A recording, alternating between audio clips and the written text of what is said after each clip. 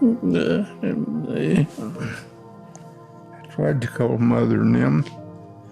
I couldn't get the line, so I went over there.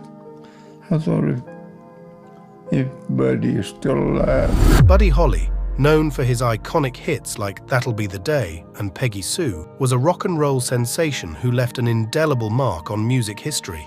His tragic demise on February 3, 1959, famously referred to as the day the music died, shook the world. But what many may not know are the intriguing secrets that emerged after his passing, shedding new light on his remarkable legacy. Stay with us as we uncover these lesser-known aspects of the Buddy Holly story, including the dark secrets of Buddy Holly that came out after his death. Humble beginnings.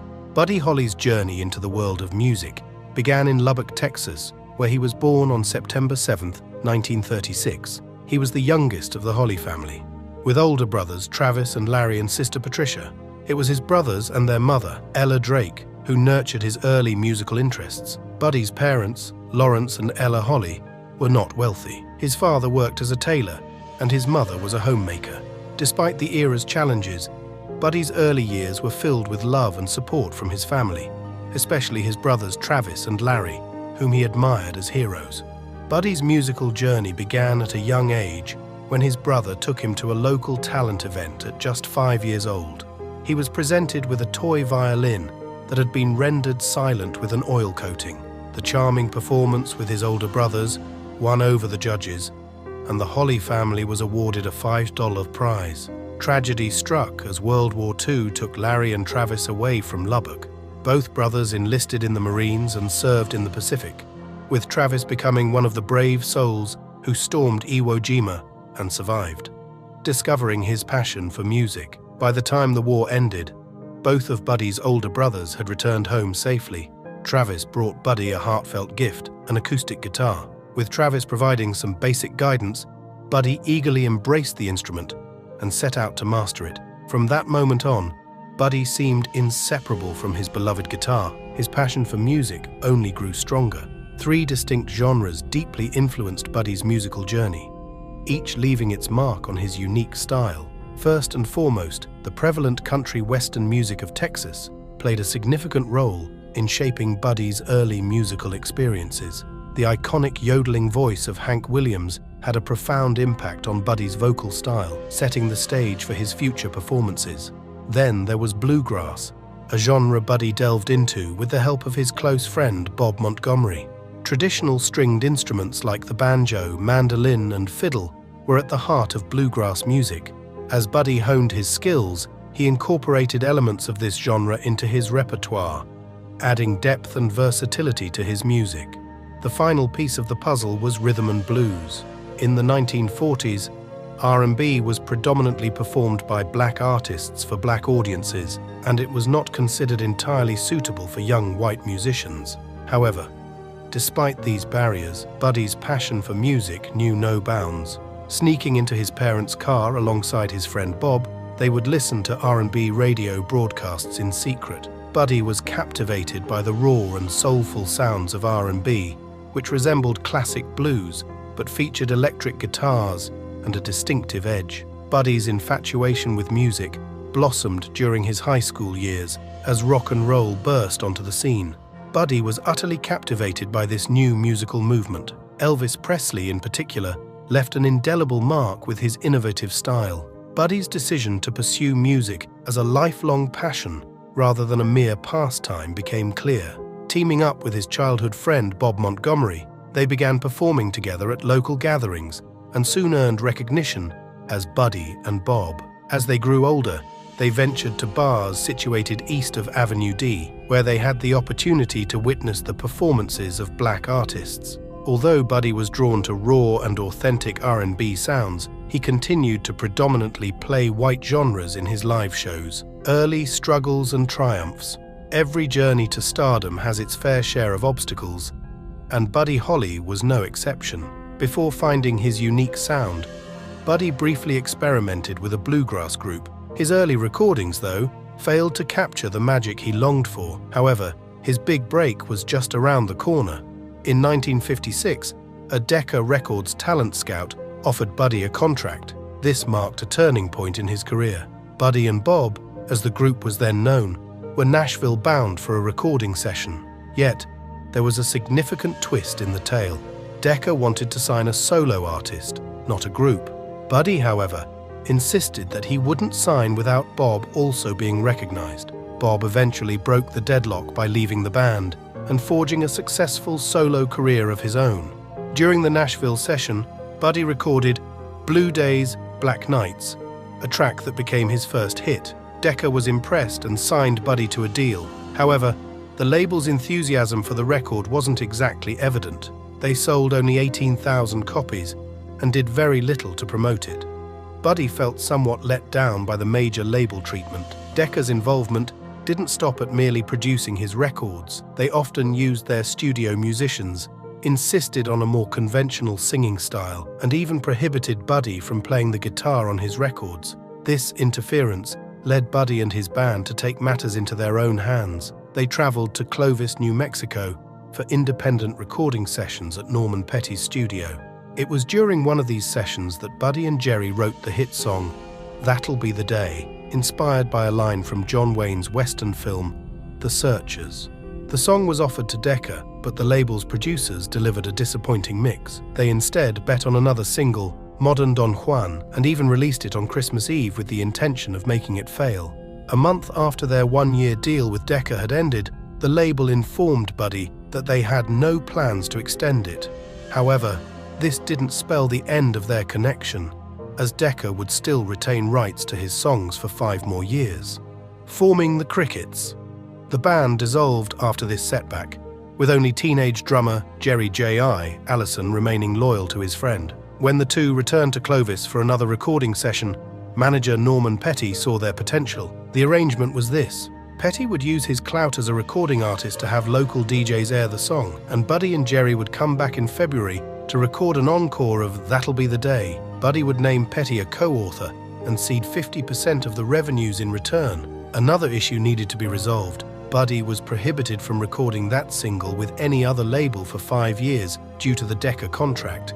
But then Norman Petty had an idea. Buddy would be named on the single as Charles Hardin, using his genuine first and middle names. The song would be released under the name of a new band. He assumed the Decca attorneys wouldn't be aware of it. How would the band be named then?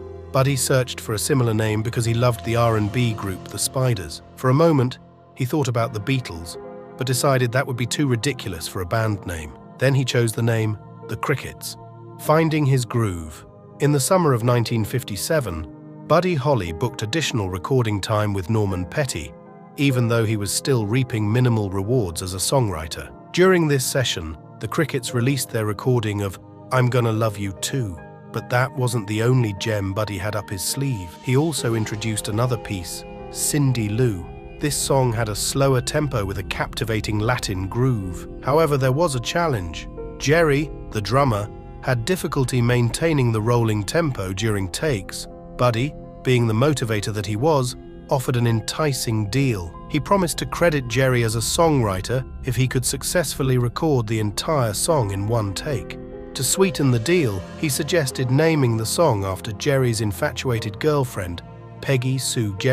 And that's how one of Buddy's most iconic songs, Peggy Sue, got its name. The setback with Decca was now behind Buddy and the Crickets. With over 50,000 copies of That'll Be the Day sold, they were set for an East Coast tour. Interestingly, this tour was the result of a mix-up. The tour promoters initially aimed for the Crows, an all-black vocal group, but ended up with the Texas Quartet opening for R&B acts in all-black clubs in New York, D.C. and Baltimore. After being met with a lukewarm reception and even jeers on the first 2 nights, Buddy decided to change things up. He made a grand entrance at the 3rd show, kicking off with a high-octane rendition of Bo Diddley by blues guitarist Bo Diddley. The crowd went absolutely wild. From that point forward, the Crickets had no trouble captivating audiences of both black and white backgrounds. The highs of stardom and national tours. Once That'll Be the Day catapulted Buddy Holly and the Crickets into the spotlight, there was no looking back. Hits like Oh Boy and Peggy Sue quickly followed, cementing their place in the rock and roll pantheon. They further solidified their position through appearances on iconic national TV programs like The Ed Sullivan Show and American Bandstand. Their unique sound, marked by Buddy's distinctive vocal style and innovative guitar playing, drew fans in droves. The next big break for Buddy and the band arrived in the form of the Biggest Show of Stars of 1957, a traveling circus-like tour that featured notable performers from the worlds of soul, R&B, and early rock and roll. During this tour, Buddy had the chance to meet and socialize with legendary figures such as Paul Anka, the Drifters, Chuck Berry, and the Everly Brothers, among others. Peggy Sue, the young lady who lent her name to one of Buddy's most enduring songs, was living with her mother in Sacramento when the Show of Stars stopped there on October 18th. Buddy decided to conclude the show with a surprise and invited Peggy to the concert. He announced they would perform a new song, Peggy Sue, dedicated to a special audience member. Buddy playfully teased Peggy, saying she should be glad her mother named her after his new hit song. The song indeed became a hit, selling over 1 million copies. Even at the peak of his stardom, Buddy was just 21 years old. As time passed, Buddy Holly and the Crickets moved beyond merely producing chart-topping hits to creating timeless classics. Tracks like Maybe Baby and Rave On became anthems for a new youth culture, blending elements of country, rock, and rhythm and blues freshly and innovatively. But what truly set Buddy apart was his songwriting ability. Unlike many of his contemporaries, he composed most of his songs, leaving behind a legacy of original hits that would endure for decades. Buddy's inventive lyrics and captivating stage presence made him a rock and roll hero, inspiring a new generation of young musicians and fans. Trials abound. After a long stretch of touring, Buddy and the Crickets returned to Lubbock in December, but some unpleasant news awaited them. First, Buddy learned that his long-distance love, Echo, had fallen in love with someone else and was about to get married. It's worth noting that Buddy himself hadn't been an angel, as rumors swirled about a brief affair with an older married woman, and even a supposed threesome involving Little Richard and his girlfriend. The next blow came when Buddy's backing guitarist, Nick Sullivan, decided to leave the band. He was tired of the constant touring and couldn't stand Jerry. To make matters worse, when Sullivan went to Norman Petty to collect his royalties, it was discovered that Petty had been mismanaging the band's finances. Petty was already pocketing half of the Crickets' royalties as a co-author, and he had been using the band's earnings for his personal expenses. The Crickets and Buddy, who were devoutly religious, had also requested that 40% of their royalties be donated to their respective churches, but Petty hadn't honored that agreement. It's unclear why Buddy didn't immediately fire Petty, but he must have realized that this individual couldn't be trusted. The tensions escalated during a tour of Hawaii and Australia with Jerry Lee Lewis and Paul Anka in early 1958. Despite Petty's objections, tour managers insisted that the Crickets take a less prominent role as the opening act. Holly eventually agreed to their demands in exchange for a higher fee. When Jerry announced his plan to marry Peggy Sue, Norman Petty once again attempted to assert his control by suggesting that the drummer be fired. He believed that a married pop star might lose appeal to female fans. Buddy's response suggested that maybe Petty should be fired instead, given that he was already married.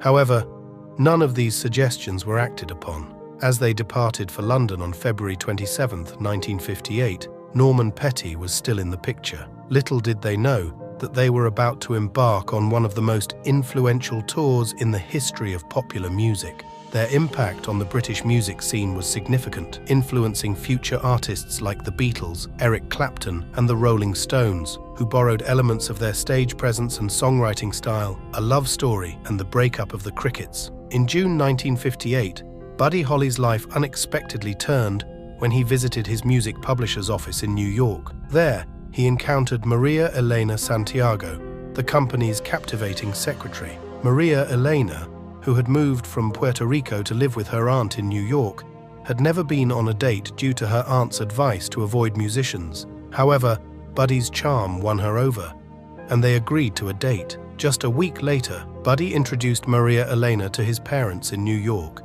and 2 weeks after their initial meeting, the couple tied the knot. Initially planning to settle in Texas, Buddy and Maria Eleanor's plans shifted due to Lubbock's deep-seated prejudice and segregation against both African Americans and Latin Americans. Their decision was solidified one night at an ice cream parlor when the waitress blatantly ignored Maria Eleanor.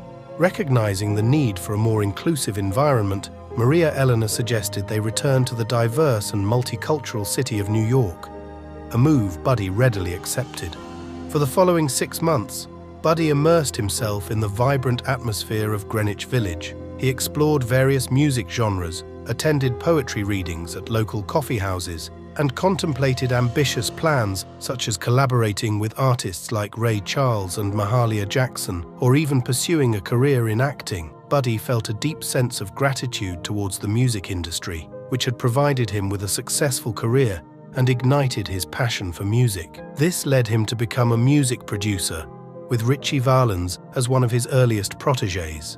Despite having multiple hit singles, Buddy faced financial difficulties as his royalty earnings were locked up in bank accounts managed by Norman Petty. In late October 1958, Buddy and Maria decided to confront Petty about this issue.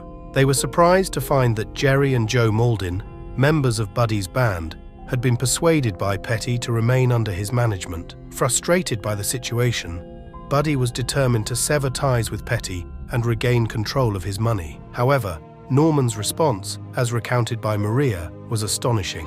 "I'd rather see you starve to death first." Buddy broke free from Norman Petty's grip that day, but lost his beloved band, the Crickets, in the process. The journey back was marked by Buddy's tears and a heavy heart.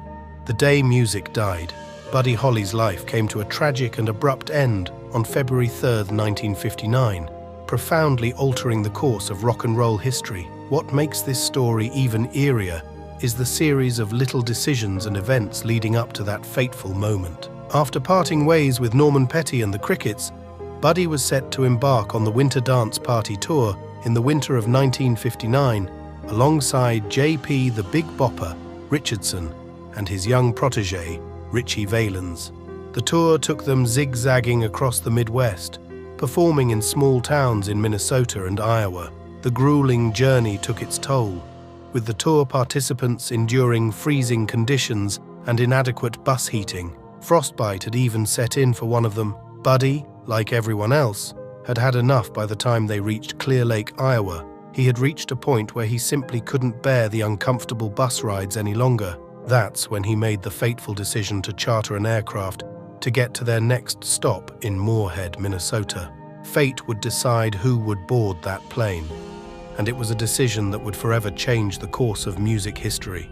Initially, Waylon Jennings, Buddy's replacement bassist, had a seat on that flight, but out of concern for the ailing J.P. Richardson, he selflessly gave up his seat. Meanwhile, Ritchie Valens, who was both excited and apprehensive about flying in a small plane, won his seat in a famous coin toss against band member Tommy Allsup. The flight took off from Mason City, Iowa on February 3rd at 55 minutes past midnight to transport several artists to their next performance. It seemed like a routine flight, however, it was far from ordinary. Tragically, the aircraft lost control shortly after takeoff and crashed into a snow-covered cornfield, instantly claiming the lives of everyone on board. The full extent of the tragedy wasn't known until the following morning when the wreckage was discovered.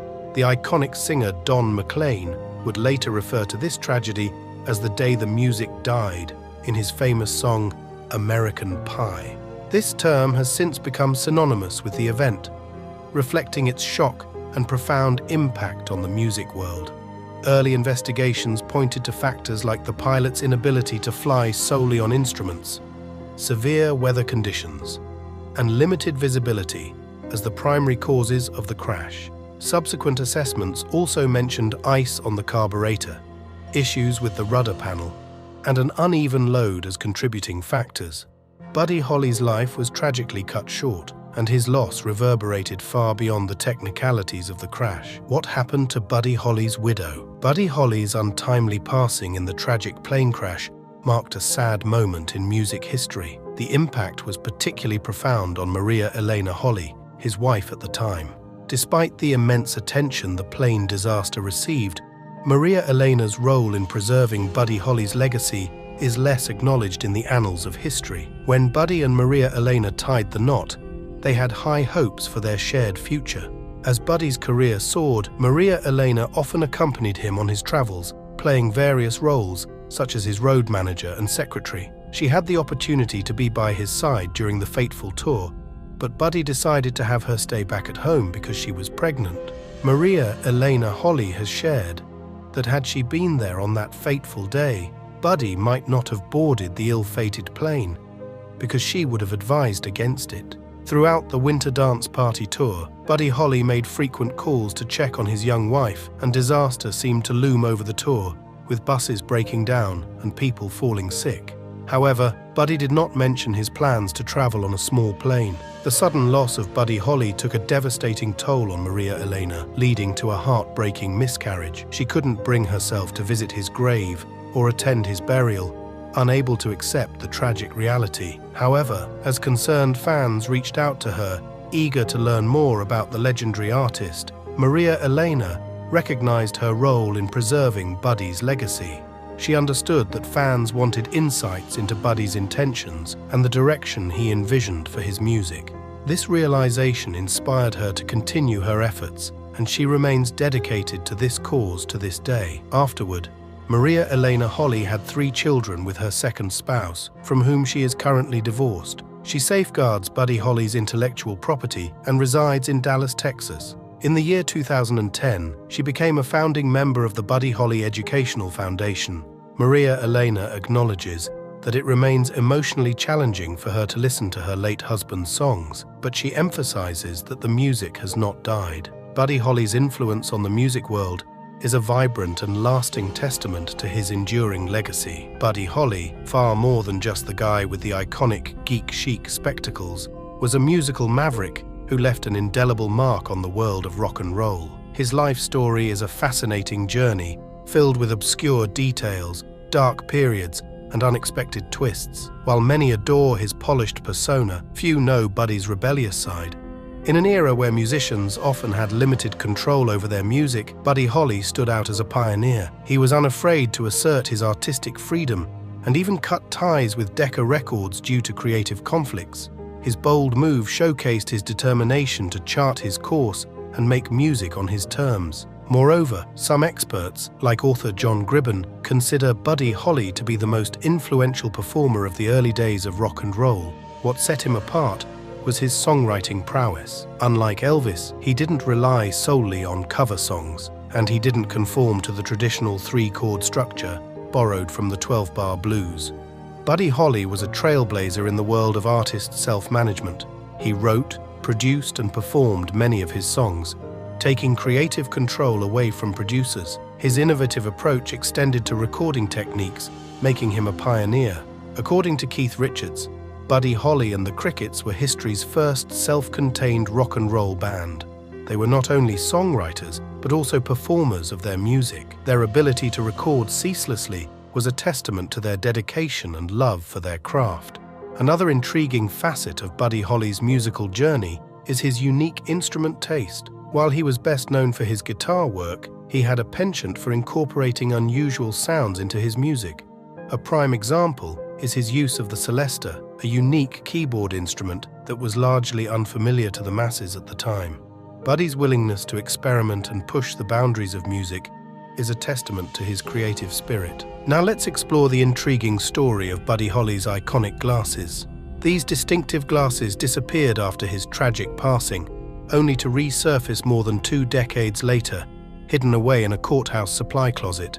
However, the discovery of these iconic frames marked the beginning of a legal dispute between Maria, Buddy's widow, and Buddy's parents, each claiming rightful ownership. Ultimately, Maria obtained the glasses and generously donated them to the Buddy Holly Center in Lubbock, Texas, where they now stand as a tribute to his enduring legacy. Yet the story doesn't stop at tangible items. Buddy Holly's life was a complex blend of highs and lows. His career featured rivalries and unresolved personal issues, contributing to his often tumultuous relationship with his siblings. As a young student, Buddy was a gifted but mischievous troublemaker, delighting his peers with practical jokes that left his teachers exasperated. Moreover, few are aware of Buddy's fascination with mysticism. He had a penchant for collecting paranormal-related books and even consulted a fortune teller about his professional future. The fortune teller's ominous warning to tread carefully now seems eerily prophetic, even if Buddy dismissed it then. Even after his tragic death, Buddy Holly's personal life continues to be a subject of fascination and intrigue. In 2007, Peggy Sue, a central figure in Buddy's life, added her chapter to the Buddy Holly saga by releasing her book, Whatever Happened to Peggy Sue.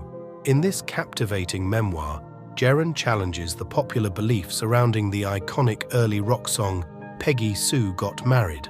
Contrary to the widely held belief that her romance inspired the song with the Crickets drummer Jerry Allison, Geron offers a different perspective. She suggests that the song was actually written about a complex romantic triangle involving herself, Buddy Holly, and Maria Elena Santiago. This revelation brought a new layer of complexity to the narrative. The book's publication sparked a legal battle when Maria Elena, Buddy Holly's widow, sued to halt its release.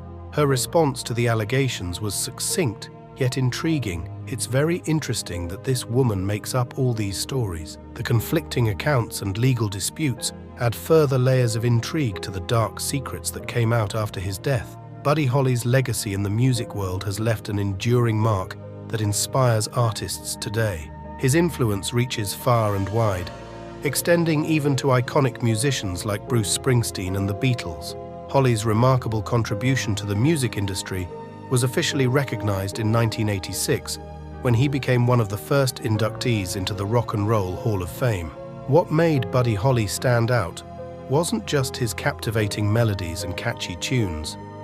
He was also a trailblazer in shaping how the music industry operated. He demonstrated that musicians could be more than performers. They could be creators, taking charge of their careers and reshaping the landscape of the music world. Holly's innovative spirit and artistic vision set the stage for future generations of musicians to follow their paths. This story in from Clear Lake, Iowa. Three of the nation's top rock and roll singing stars, Richie Valens, J.P. the Big Bopper Richardson, and Buddy Holly, died today with their pilot in the crash of a chartered plane. The last thing I'd said to him, like, I hope your old plane crashes. That was all over me, and kind of plumb spooky thinking I'd caused it. It was all over me, and kind of plumb spooky thinking I'd caused it. I just don't know what's gonna go down tonight. I got a bad feeling. If Buddy is still alive. In the history of rock and roll, few stars have shone as brightly as Buddy Holly. Then you know why I feel blue without Peggy, my Peggy Sue. With his iconic horn-rimmed glasses and captivating melodies, Holly revolutionized the music scene and continues to resonate with audiences today. Yet, his meteoric rise was tragically cut short on February 3, 1959, a day forever remembered as the day the music died. Beyond the familiar tunes and the tragic plane crash lie untold stories and hidden truths. What dark secrets about Buddy Holly have risen from the grave? How do these revelations change our understanding of his impact on music? Well, his tomb has been supposedly revealed. May we jump into it? Buddy Holly's musical roots. In the heart of West Texas, a musical revolution was quietly taking shape. It all began with a young boy named Buddy Holly, born Charles Hardin Holley on September 7, 1936, in Lubbock. Buddy was the youngest of the Holly family, with two older brothers, Travis and Larry, and a sister, Patricia. His father, Lawrence, worked as a tailor, while his mother, Ella, managed the household. Though the family wasn't wealthy, they were rich in love and support, especially when it came to nurturing Buddy's musical talents. Buddy's knack for music was first noticed by his brothers and mother. At just 5 years old, Buddy made his stage debut at a local talent show. Imagine little Buddy, barely tall enough to peek over the kitchen counter, confidently striding onto the stage with a toy violin silenced with oil. Despite this, Buddy and his brothers charmed the judges and won a $5 prize. Life wasn't always about talent shows and toy instruments. When World War II broke out, Larry and Travis joined the Marines, with Travis seeing action on the beaches of Iwo Jima. Meanwhile, young Buddy in Lubbock was on the brink of discovering his true calling. When the war ended and the brothers returned home, Travis brought Buddy a life-changing gift, an acoustic guitar. With some basic lessons from his big brother, Buddy immersed himself in the world of music. From that moment on, it was rare to see Buddy without his guitar, as if it had become an extension of him. As Buddy grew, so did his passion for music. He was captivated by a variety of genres, starting with the twang of country western, heavily influenced by Hank Williams. He also explored the intricate melodies of bluegrass with his friend, Bob Montgomery, adding depth to his musical repertoire. While country and bluegrass were popular among white musicians in 1950s Texas, Buddy had a secret love for rhythm and blues, a genre mostly performed by black artists for black audiences. Buddy and Bob would sneak out to the family car at night, tuning into distant radio stations to soak in the raw, soulful sounds of R&B, a genre that electrified them with its modern edge and driving beat. As rock and roll emerged, Buddy was enthralled, particularly by Elvis Presley. Watching Elvis's energetic performances, Buddy knew he had found his calling. He teamed up with Bob Montgomery to perform as Buddy and Bob, playing at local events and occasionally sneaking into bars to watch black artists perform live. Despite sticking to white genres in their own shows, Buddy's passion for R&B never waned. In 1956, Buddy got his big break when a talent scout from Decca Records offered him a contract. However, Decca wanted Buddy as a solo act, forcing Bob to step aside. Buddy's first single, Blue Days, Black Nights, was recorded in Nashville, but despite selling 18,000 copies, Decca did little to promote it. Buddy felt disillusioned by the label's lack of support and their attempts to control his music, including stopping him from playing guitar on his own records. Refusing to be stifled, Buddy and his band took matters into their own hands, recording independently at Norman Petty's studio in Clovis, New Mexico. During these sessions, Buddy and Jerry Allison co-wrote "That'll Be the Day," inspired by a line from the John Wayne film The Searchers. When they offered the song to Decca, the label mishandled the mix and instead pushed another single, Modern Don Juan, which flopped. After their contract with Decca ended, Buddy faced a new challenge. The label still held the rights to his songs for 5 more years. Undeterred, Buddy and Jerry returned to Clovis, where manager Norman Petty saw potential in them. Petty used his connections to get local DJs to play Buddy's songs and offered to manage them in exchange for 50% of the royalties. Petty devised a clever workaround to sidestep Decca's restrictions. Buddy would release "That'll Be the Day" under a new band name, The Crickets, and use his first and middle names, Charles Hardin. Inspired by the R&B group The Spiders, Buddy briefly considered naming the band The Beatles, but decided it sounded too outlandish. But if only he knew what the future held. Buddy Holly was ready to make his mark on the music industry, but as he stepped into the spotlight, he would soon learn that talent alone wasn't enough to guarantee success. Could this small-town boy with big dreams and even bigger glasses outsmart the industry insiders and carve out his path to stardom? Let us find out. Rocking the boat in the music industry. In the summer of 1958, Buddy Holly was a young man with big dreams and an even bigger sound. Despite having a few hit songs under his belt, the money wasn't exactly rolling in. But Buddy wasn't in it for the cash, he was in it for the music. He booked more recording time with Norman Petty, eager to create something special. During one of these sessions, the Crickets recorded "I'm Gonna Love You Too," but Buddy had another song brewing, a slower tune with a Latin groove. This would become one of his most iconic hits. The only problem was that Jerry, the drummer, struggled with the rolling tempo. Buddy, ever the motivator, struck a deal with Jerry. If he nailed the song in one take, Buddy would credit him as a songwriter. To sweeten the pot, they named the song after Jerry's girlfriend, Peggy Sue Gerron, and just like that, Peggy Sue was born, destined to become one of Buddy's most beloved tracks. With "That'll Be the Day" selling over 50,000 copies, Buddy and the Crickets were ready to hit the road for an East Coast tour. However, this tour wasn't exactly planned. It was a mix-up. The tour promoters had meant to book the Crows, an all-black vocal group, but ended up with Buddy and his Texas quartet instead. So there they were, a bunch of white guys from Texas, opening for R&B acts in all-black clubs in New York, DC, and Baltimore. The first couple of nights were rough, with lukewarm receptions and even some jeers from the crowd. On the third night, Buddy decided to shake things up. He burst onto the stage with a high-energy rendition of Bo Diddley by blues guitarist Bo Diddley himself. The crowd went wild.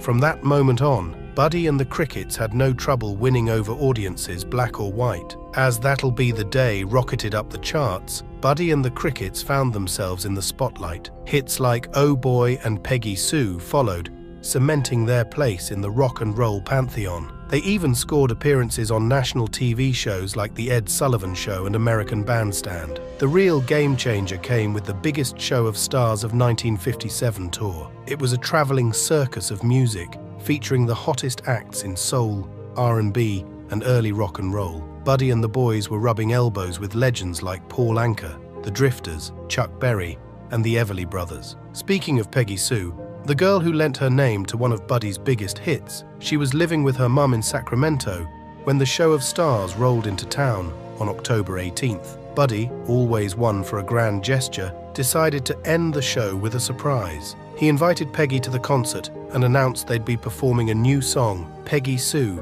dedicated to a special audience member. Buddy even teased Peggy, saying she should be glad her mother named her after his new hit song. But as Buddy's star rose, so did the challenges. Nick Sullivan, Buddy's backing guitarist, decided to quit. He was fed up with the constant touring and couldn't stand Jerry. But the real bombshell dropped when Sullivan went to collect his royalties from Norman Petty. It turned out Petty had been playing fast and loose with the band's finances, pocketing half of the Crickets' royalties as a co-author and using their earnings as his piggy bank. To make matters worse, the 40% of their royalties they had asked to be donated to their churches was never delivered. Despite these revelations, Buddy didn't immediately part ways with Petty. Perhaps he hoped things would work out, or was too focused on the music to deal with the business side of things. The tension came to a head during a tour of Hawaii and Australia with Jerry Lee Lewis and Paul Anka in early 1958. The tour managers wanted the Crickets to take a back seat as the opening act,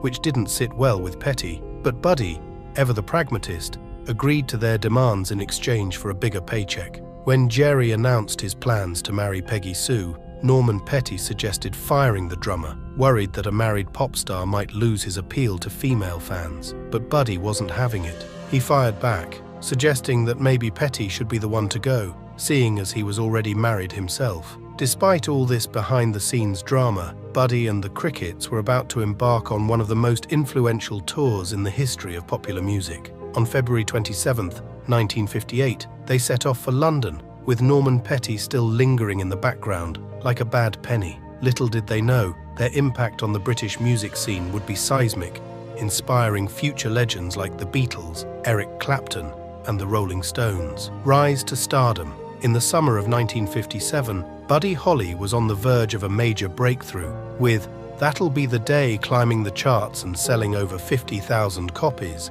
Buddy and the Crickets were poised to make a significant impact on rock and roll. They were about to embark on a journey that would forever change the music landscape. Following the success of That'll Be the Day, hits like Oh Boy and Peggy Sue soon followed, solidifying Buddy's place in rock and roll history. These songs weren't just catchy, they became anthems for a new generation, blending country, rock, and rhythm and blues in an unprecedented way. Buddy's success was not solely due to his music, but also his distinctive style. He stood out with his thick-rimmed glasses and energetic performances, which contrasted sharply with the polished looks of other performers. Audiences were captivated by his unique, geek-chic appearance and electrifying stage presence. A significant milestone for Buddy and the Crickets came when they appeared on national TV shows like The Ed Sullivan Show and American Bandstand. Suddenly, Buddy was a household name, captivating young audiences across America, even if parents were bewildered. Buddy was not just a performer. He wrote most of his own material, bringing a fresh, innovative approach to his music. His songs like Maybe Baby and Rave On resonated with young audiences, blending country, rock, and rhythm and blues in a novel way. Buddy's lyrics were relatable, speaking directly to young people's experiences. His stage presence was electric, creating intimate connections with audiences even in large venues. Beyond his music, Buddy was revolutionizing the music industry, demanding creative freedom and control over his career. The most transformative moment came on February 27, 1958, when Buddy and the Crickets traveled to London. They brought a new sound and attitude that influenced the future of British rock and roll. Young musicians like John Lennon, Paul McCartney, and Eric Clapton were profoundly inspired by Buddy's performances. Buddy's casual look and energetic style resonated with British youth, showing that rock and roll stardom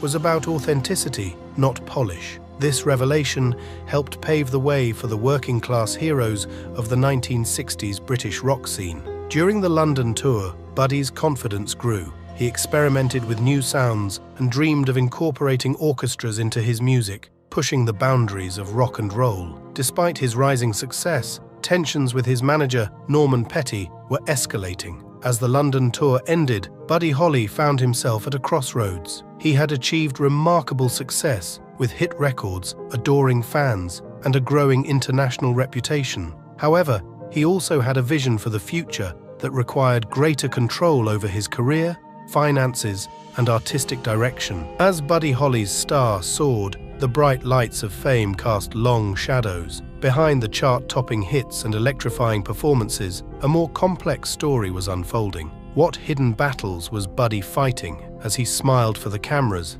and sang his heart out on stage? The untold story of Buddy Holly. While the world fell for Buddy Holly's catchy tunes and quirky charm, turmoil brewed behind the scenes. The road to stardom is seldom smooth, and Buddy's journey was no exception. In June 1958, Buddy's life took an unexpected turn when he met Maria Elena Santiago, a receptionist at his music publisher's office in New York. It was love at first sight. Maria Elena, a Puerto Rican native living with her aunt, had never been on a date before. Her aunt had warned her against musicians, but Buddy's charm proved irresistible. Their romance moved quickly. Just a week after their first date, Buddy introduced Maria Elena to his parents in New York. 2 weeks later, they were married. Initially, the newlyweds planned to settle in Buddy's hometown of Lubbock, Texas. However, the deep-seated prejudice and segregation in Lubbock made it a hostile place for Maria Elena. The final straw came when a waitress at an ice cream parlor blatantly ignored her. Recognizing the need for a more inclusive environment, Maria Elena suggested they move to New York City. Buddy, always supportive, readily agreed. For the next 6 months, Buddy immersed himself in the vibrant atmosphere of Greenwich Village. He explored various music genres, attended poetry readings at local coffee houses, and entertained ambitious plans like collaborating with artists such as Ray Charles and Mahalia Jackson. The creative energy of the village was infectious, and Buddy even considered pursuing a career in acting. Despite his success, Buddy found himself in a financial bind. His royalty earnings were tied up in accounts managed by his manager, Norman Petty. Although he was rich on paper, Buddy was cash poor in reality. In late October 1958, Buddy and Maria confronted Petty about the money situation. They were shocked to discover that Jerry Allison and Joe Mauldin, members of Buddy's band, the Crickets, had been persuaded by Petty to remain under his management. The confrontation with Petty was ugly. When Buddy demanded control of his money, Petty's response was chilling.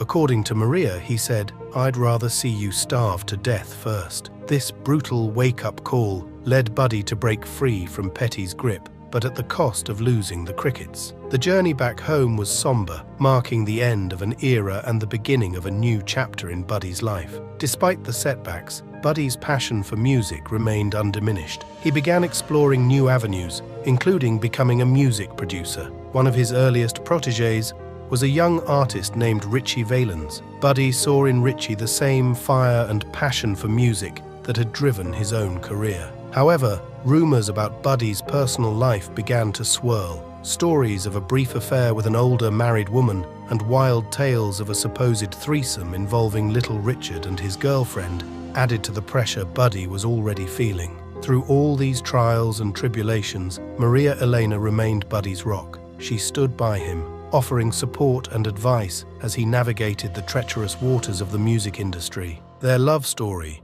though brief, was intense and genuine. As Buddy's star continued to rise, he began to dream bigger. He talked about collaborating with orchestras, incorporating strings into his music in ways that hadn't been done before in rock. He was pushing the boundaries, not content to rest on his laurels. In a twist of fate, it was during this tumultuous time that Buddy agreed to join the ill-fated Winter Dance Party tour in early 1959. The tour was grueling, with long bus rides through the freezing Midwest. The conditions were so bad that Buddy decided to charter a small plane to get to the next venue, a decision that would tragically cost him his life. Buddy Holly's final flight, February 3, 1959, marked a day that would forever alter the landscape of rock and roll. On this fateful day, the world lost three promising stars: Buddy Holly, Ritchie Valens, and J.P. the Big Bopper Richardson. How did these three talented young men end up on a small plane in the middle of an Iowa winter? Let's rewind the clock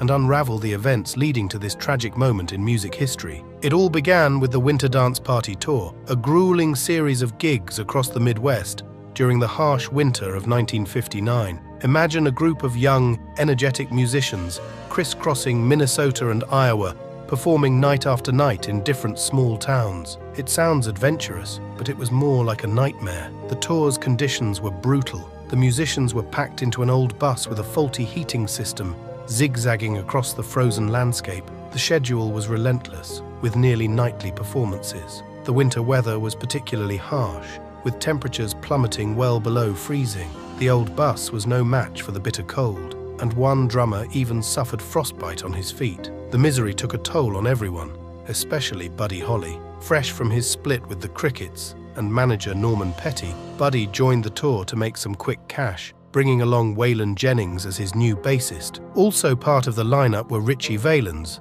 known for La Bamba, and J.P. Richardson, the Big Bopper. As the tour progressed, conditions on the bus deteriorated. The heating system completely failed, leaving the musicians to endure bone-chilling cold. By the time they reached Clear Lake, Iowa, Buddy had had enough. He decided to charter a small plane to avoid another long, freezing bus ride to the next stop in Moorhead, Minnesota. The decision to fly wasn't just about comfort, it was practical too. Flying would give Buddy time to do some much-needed laundry before the next show. This mundane detail adds to the poignancy of the coming tragedy. Originally, Buddy and his band were to take the flight, but fate had other plans. Waylon Jennings gave up his seat to J.P. Richardson, who was suffering from the flu, a gesture that would haunt Jennings for life. The other seat was decided by a coin toss between Ritchie Valens and Tommy Alsop, a member of Buddy's band. Valens won, sealing his fate. It was said to be the first time Valens had ever won a coin toss, a cruel twist of irony. As Buddy prepared to board the plane,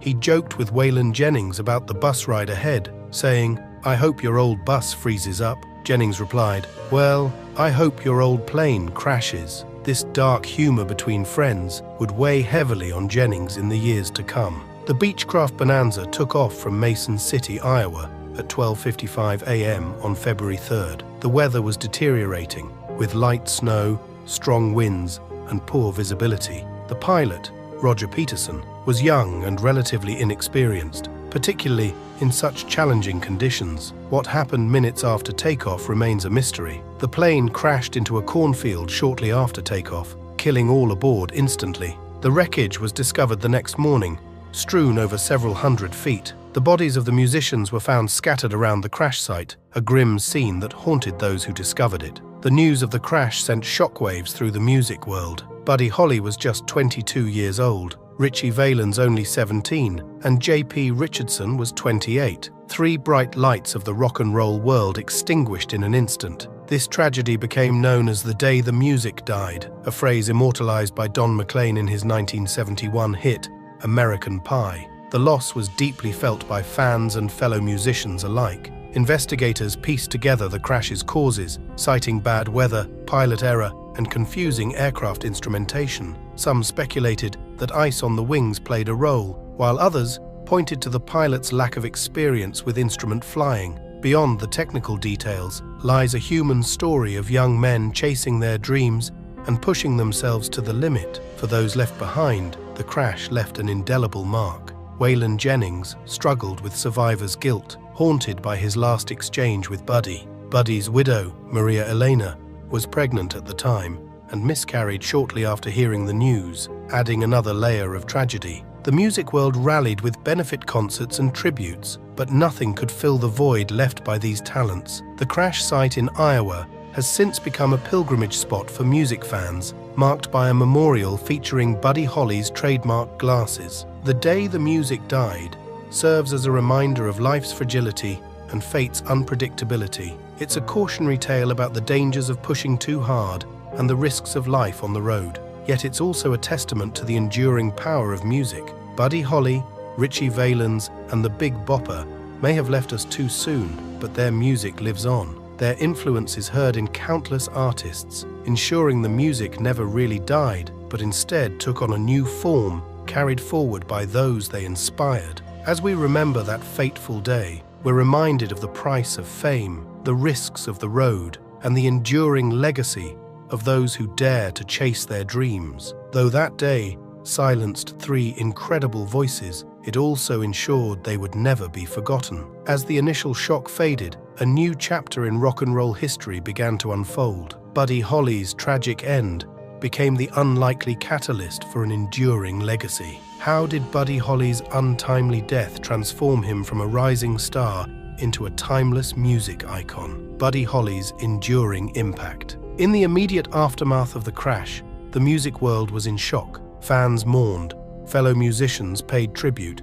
and the industry grappled with the loss of Buddy Holly, Ritchie Valens, and the Big Bopper. However, as the initial shock subsided, Buddy's music began to take on a new life. Buddy's young widow, Maria Elena Holley, played a crucial role in preserving his legacy. Thrust into an unexpected role, Maria Elena faced her grief and the heartbreak of a miscarriage shortly after Buddy's death. She understood the importance of preserving and promoting his work, using her unique perspective to share Buddy's intentions, vision, and career goals with the world. Maria Elena actively shaped Buddy's legacy, safeguarding his intellectual property and ensuring his music was used respectfully. In 2010, she co-founded the Buddy Holly Educational Foundation to support young musicians and keep Buddy's innovative spirit alive for new generations. Meanwhile, Buddy's influence spread throughout the music world. The Beatles, who admired Buddy's work,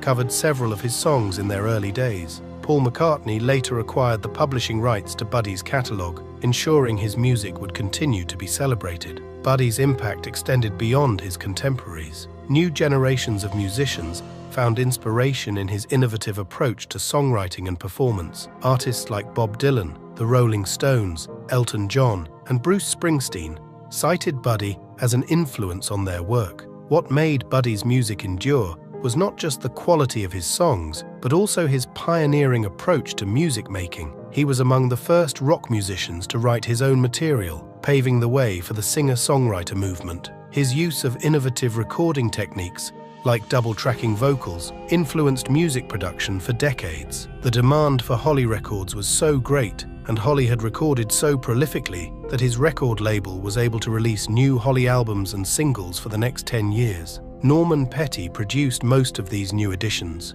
using unreleased studio masters, alternate takes, audition tapes, and even amateur recordings, some dating back to 1954, with low-fidelity vocals. The final new Buddy Holly album, Giant, was released in 1969. The single from the album was Love is Strange. Encyclopedia Britannica stated that Holly produced some of the most distinctive and influential work in rock music. AllMusic described him as the single most influential creative force in early rock and roll. Rolling Stone ranked him number 13 on its list of 100 greatest artists. The Telegraph called him a pioneer and a revolutionary, a multi-dimensional talent who co-wrote and performed songs that remain fresh and potent today. In 2023, Rolling Stone ranked Holly at number 74 on its list of the 200 greatest singers of all time. Buddy's image also became iconic. His thick-rimmed glasses, once considered a liability,